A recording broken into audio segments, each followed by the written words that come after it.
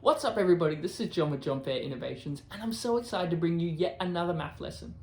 So today I'm going to show you how you can use the limit definition of a derivative to calculate a derivative. Now before I get into the video, if you enjoy it, do make sure you hit that thumbs up button, leave a comment on maybe another maths topic you'd like me to tackle. And if you really enjoyed the video, do make sure you hit that subscribe button so you can stay up to date for all the videos as they come out. Now, the limit definition of a derivative is an essential tool that we use to prove that a derivative is in fact what we say it is. So we use this, for example, when we want to prove that e to the power of x, the derivative of that, is in fact e to the power of x.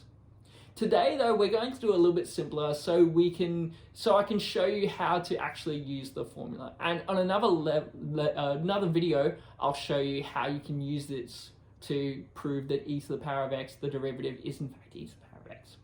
But today we're going to prove that the derivative of x squared is in fact 2x using our limit definition.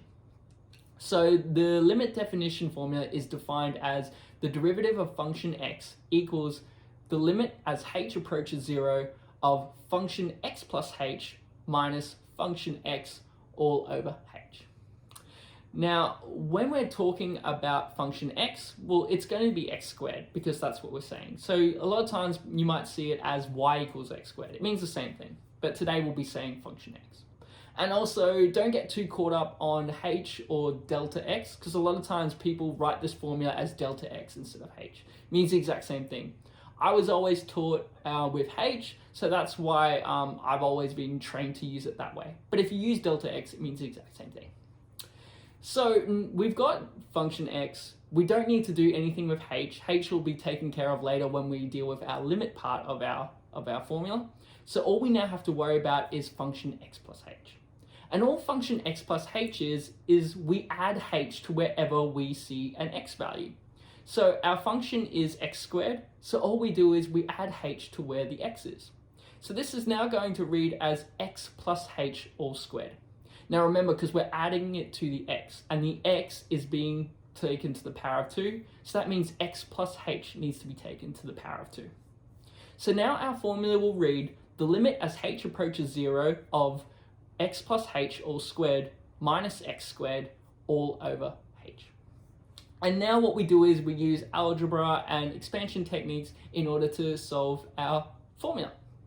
So x plus h all squared, if we expand the brackets, well, x times x is going to give us x squared, x times h will give us xh, h times x will give us xh, and h times h will give us h squared.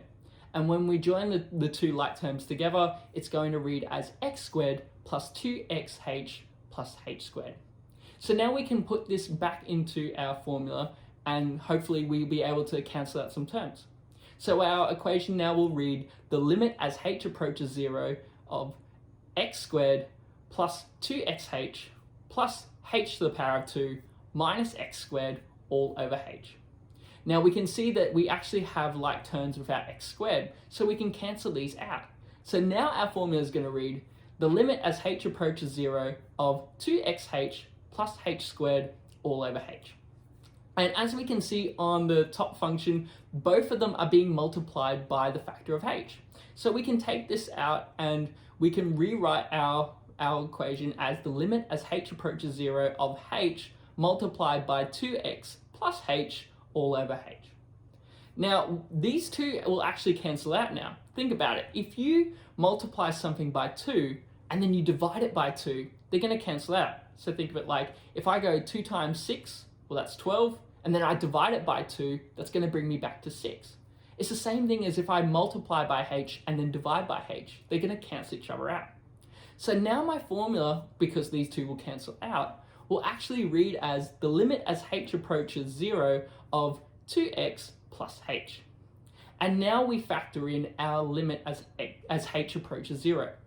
To solve this, all we have to do is substitute 0 wherever we have a h. So there's only one aspect where h is being written, which is h on its own.